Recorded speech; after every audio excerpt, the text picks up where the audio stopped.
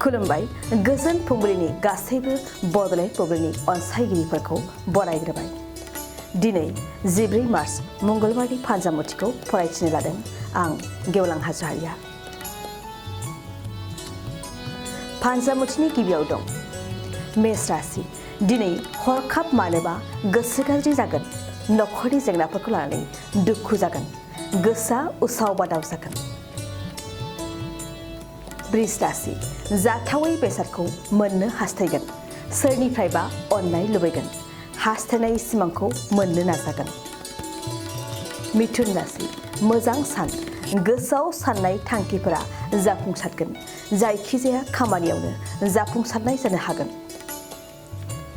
कर्कट राशि। मोजां सान जानाय नङा, हरखाब गारि मटरजों सौग्रावनो हागौ, गुबुन जायगायाव गारिजों दावबायनायनि सिगां सानग्रोनाया मोजां। सिंह राशि। नखराव खैफोद जानो हागौ, माबा मोनसे दायनि थाखाय नखराव असुख जागोन, बायदिसिना जेंना नुजाथिनो हागौ। कन्या राशि।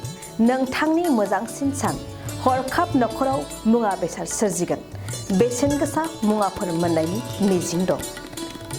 तुला राशि। सांग्रां जा, हरखाब जेंनायाव गोग्लैगोन, न'निफ्राय बायजोआव ओंखारनायनि सिगां गोबां सानग्रोनाया नोंथांनि साबसिन। वृश्चिक राशि। सोरजोंबा लोगो जागोन, लोगोखौ गावनि आंगो सानना लागोन, गावनि गोसो एसिंनि बाथ्राफोरखौ लोगोनो फोरमायगोन। धनु राशि। गावनि दाय दसावनो जेंनायाव गोग्लैगोन, गोरोन्थि मावफ्लांनायखौ मिथिस्लाबनाय नङा, दुखु जागोन। मकर राशि।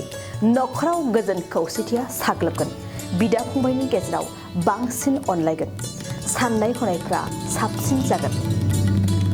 कुम्भ राशि। सोलोंथाइ लानायाव नोंथांनि मोजांसिन सान, नाजायोब्ला गोब्राब आनजादावबो उथ्रिसारनो हागोन। मीन राशि। नोंथांनि मोजां सान जानाय नङा, संसारनि जेंना जेंसियाव गोग्लैगोन, गोसोआव हाजासे दुखुआ साग्लोबगोन। दिनै सानसेनि राशि फरायथियाबो एसेनोसै। आसा खालामो नोंथांनि दिनैनि साना मोजाङै मोजां थांगोन, बेखौ बड'लेण्ड बुब्लि नखरनिफ्राय मिजिंथिबाय। गोजोन्थों।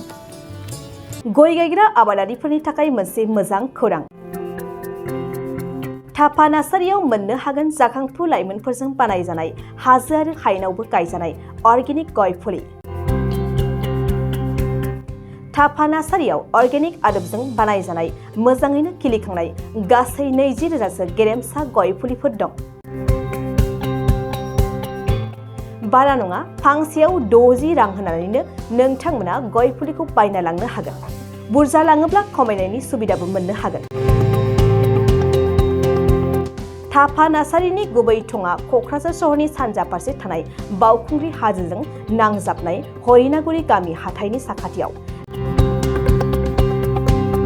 बे अर्गेनिक गय फुलिफोरखौ लांफैनोब्ला नोंथाङा 8011837272 नङाब्ला 9707460226 जानबुं अनजिमायाव थोंजोङै जगाजग खालामहरनो हागोन।